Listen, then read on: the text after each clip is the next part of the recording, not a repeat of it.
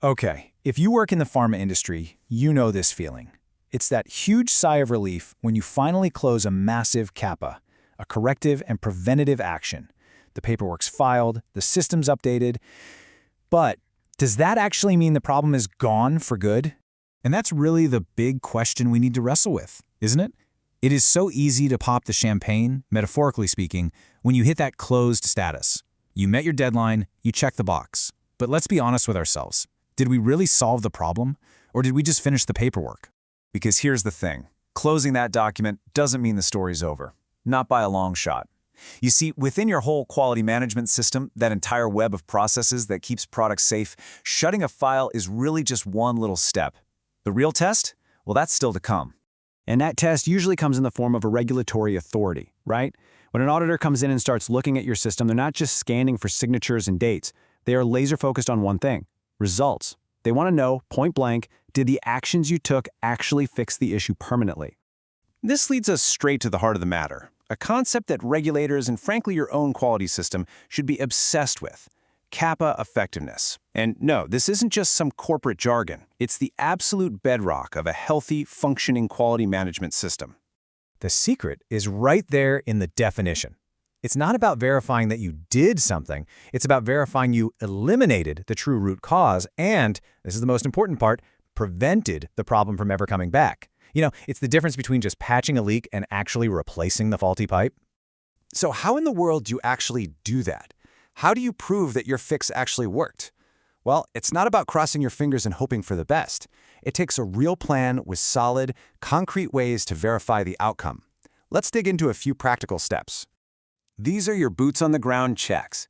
Number 1, and this is the big one, is the exact same deviation popping up again. Number 2, you've got to get out on the production floor.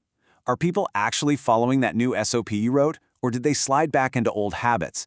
3, was that training just a check-the-box exercise, or did people really get the why behind the change? And finally, you have to let the data tell the story. And this is what we're talking about. This chart shows you that last point perfectly. This right here is what success looks like. You want to see a clear, dramatic, undeniable drop in whatever you're measuring after your CAPA is in place. This isn't just a gut feeling, it's cold, hard proof that what you did made a real difference. All right, so you've got your data, you've done your observations, and you're feeling pretty good. You're almost at the finish line. But before you slam that file shut, there is one last gate to pass through, a critical checklist to make sure you didn't miss a single thing. Before you even think about closing, you have to be able to say yes to all of these. Are all the actions you promised to do actually done? Is all the supporting evidence, your data, your training records, your observation logs, actually attached? Did you formally write down and document your effectiveness check? And is QA given that final stamp of approval? If the answer to even one of these is no, that file has to stay open, period. Now, why are we so rigid about this? Why all the rules? It's because auditors have seen every mistake in the book. There are some really common traps that even good companies fall into again and again. And believe me, these are the red flags that auditors are actively hunting for. So here are the greatest hits of what not to do. First, closing a CAPA with no effectiveness check at all. That is an instant fail. Next, doing the check way too soon, like a week later, before you've given the fix enough time to really work. Then there's the ultimate sign of failure. The exact same problem happens again, which just screams that you never found the root cause. And finally, making claims about improvement without a shred of evidence to back it up. This right here is the golden rule. Let this one sink in. Your internal deadline for closing a piece of paper means absolutely nothing if the real-world outcome isn't there. The paperwork is just a story about the result. It's not the result itself. And when you really get that, it changes everything. It elevates the conversation from just following a single procedure to thinking about the entire philosophy of your quality management system. It's about what your system is truly designed to accomplish.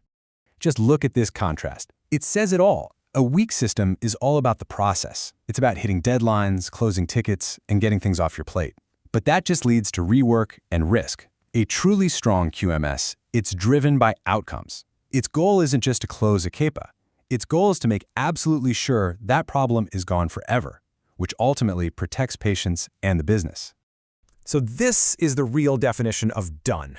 It's not when the document is signed. It's not when the status is changed to closed. A CAPA is only, and I mean only, truly complete when the problem is gone, and it stays gone. That is the only standard that actually matters. So, as we wrap up, I want to leave you with a challenge. Take this question back to your team. Look at your own processes, your metrics, the way you talk about this stuff. Are you building a system that's really good at closing documents to meet a deadline? Or are you building a system that's truly brilliant at solving problems for good? The answer to that question will tell you everything you need to know about the real strength of your quality system.